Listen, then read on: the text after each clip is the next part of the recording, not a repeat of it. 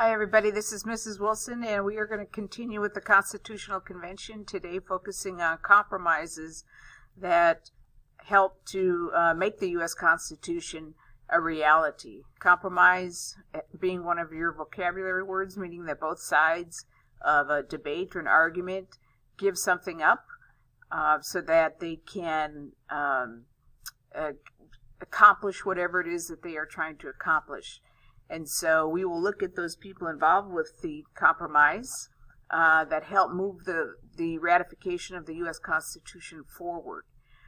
So our Learn It for today is, I can identify the contributions of individuals, including James Madison and others such as George Mason, Charles Pinckney, and Roger Sherman, who helped create the U.S. Constitution.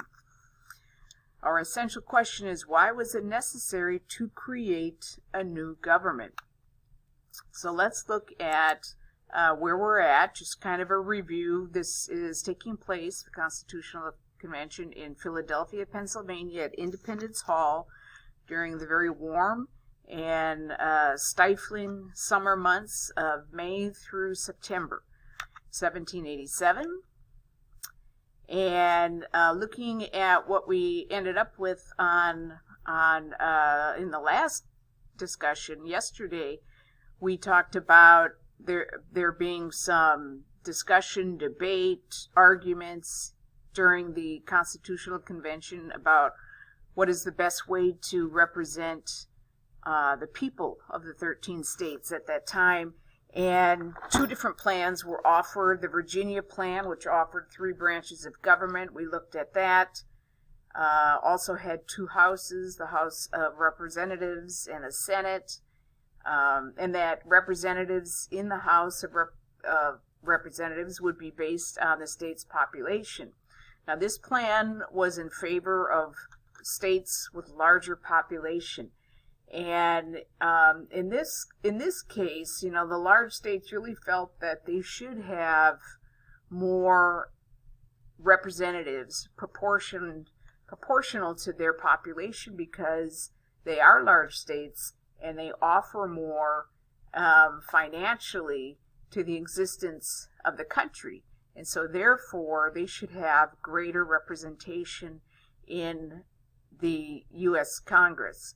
The New Jersey plan, however, favored small states and did not believe that representation should be based on population of a state, but rather each state have the same amount of votes, and they offered that each state should just have 1 vote in legislature.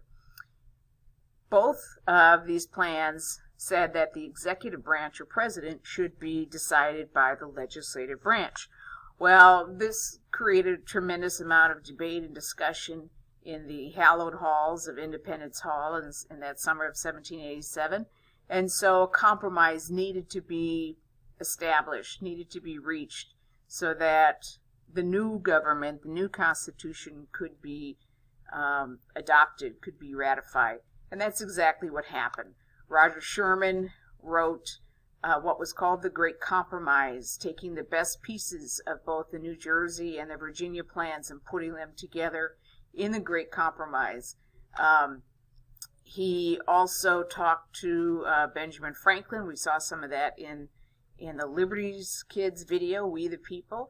Benjamin Franklin was very much in support of the new compromise and believed that that the Senate should have equal votes, that in this 2-house Congress that we now have, which is the House of Representatives and the lower house, which is based on the population, and the Senate, which is the upper house and has equal representation for each state.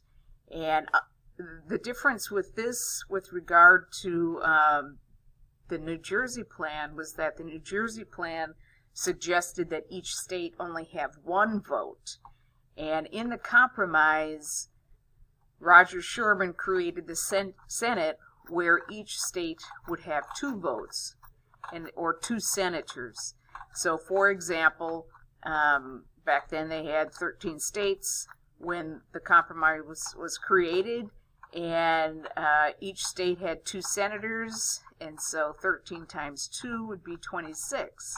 Today we have 50 states, and therefore we have 100 senators, 2 per state.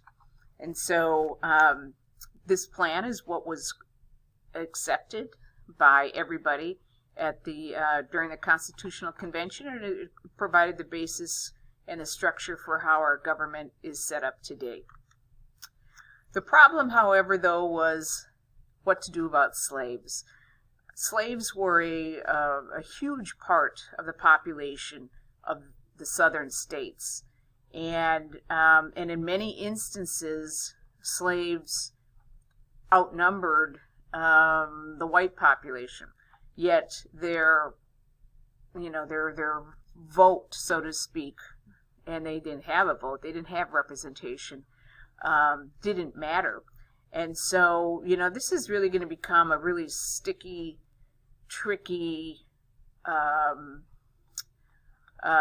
controversial issue for the next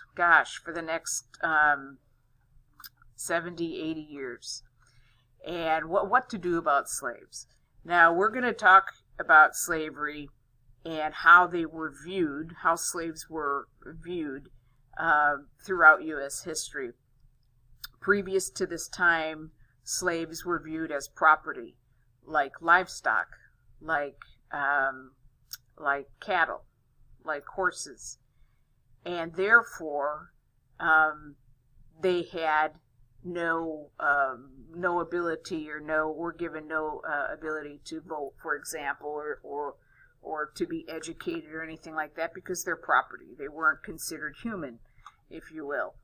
And but now we come to a situation where we are creating a brand new constitution, and a state that has a lot of people in it ultimately could have more representation in Congress because of that.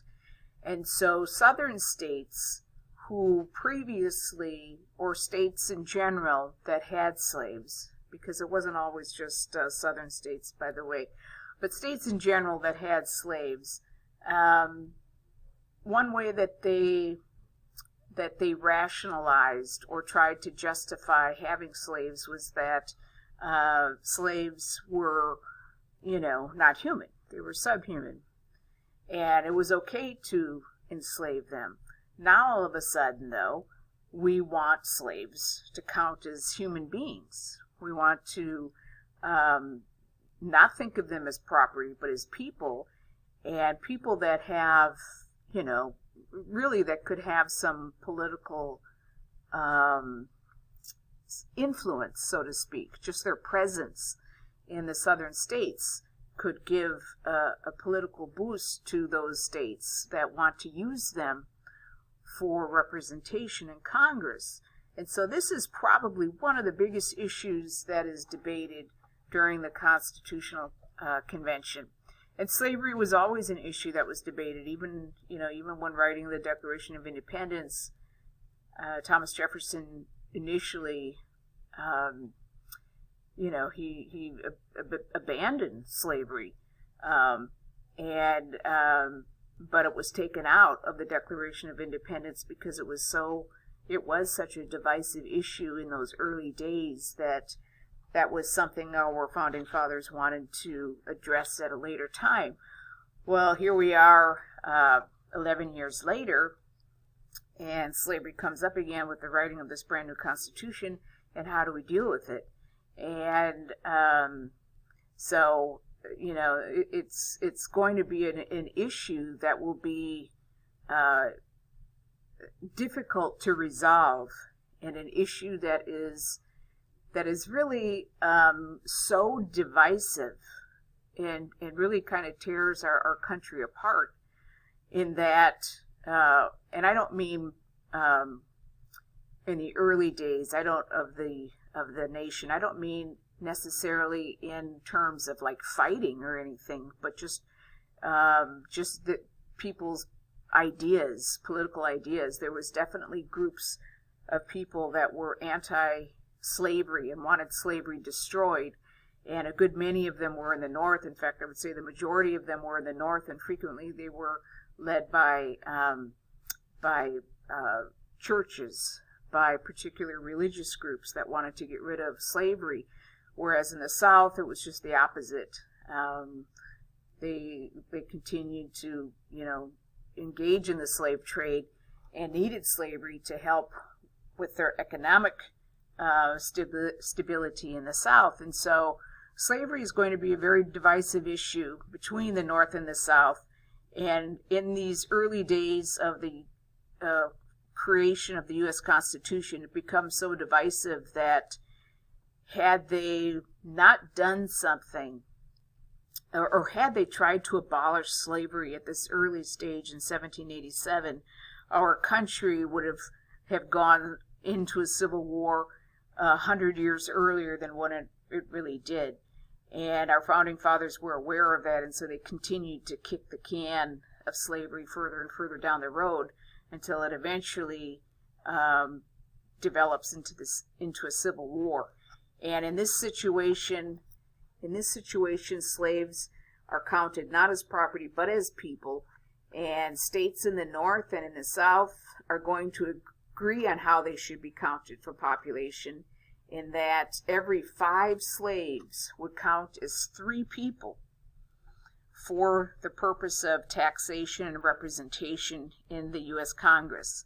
And so that's how it's resolved, that's how it's compromised, and it really prevents our young baby nation from kind of dovetailing into a civil war before it's even got its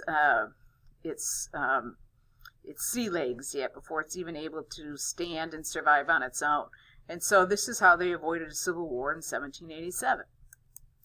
Finally, in September 17th, 1787, the U.S. Constitution is completed. 9 out of 13 states needed to ratify it before the Constitution would go into effect. New Hampshire ratified it in June 1788, and Rhode Island was the very last to ratify it in May 1790.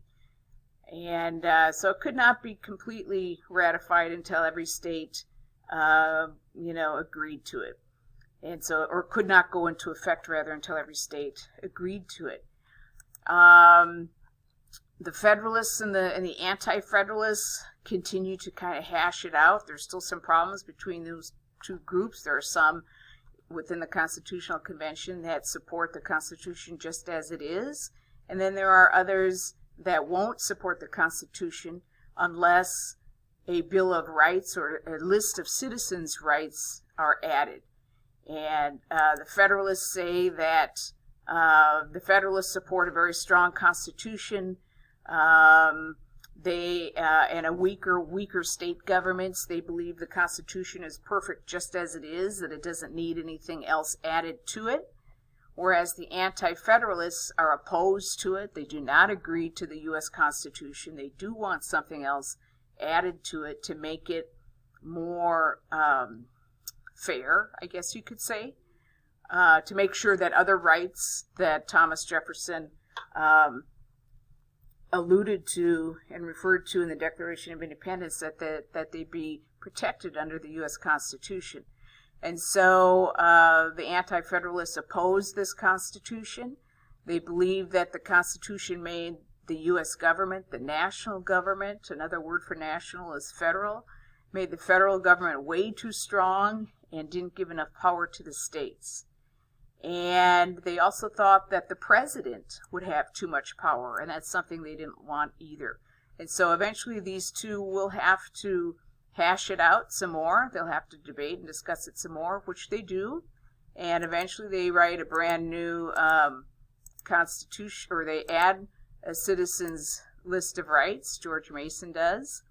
Or rather, he's the one that suggests, as leader of the Anti-Federalists, that unless a Bill of Rights are added to the Constitution, that they won't, the Anti-Federalists won't approve it. And so he does do that. He includes a citizen's list of rights. And the result of the Constitution is that we have a new